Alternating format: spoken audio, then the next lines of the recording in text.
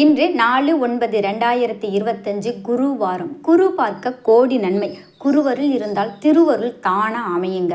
ஒருவரோட ஜாதகத்தில் குரு பகவான் சரியாக அமைஞ்சிட்டா அவங்க வாழ்க்கையில் எல்லாமே நினச்சபடியே நினைக்கும்.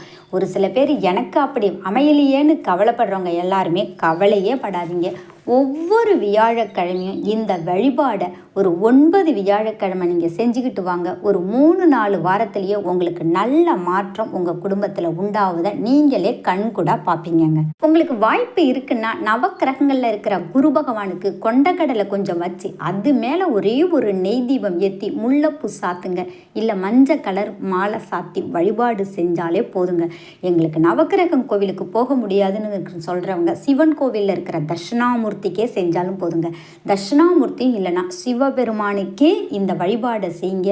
நிச்சயம் நீங்கள் நினச்ச வேலையும் கிடைக்கும், திருமணம் கைகூடும், நல்ல அறிவு ஞானம் புத்தி கூர்மை செல்வ செழிப்போடும் வாழலாங்க.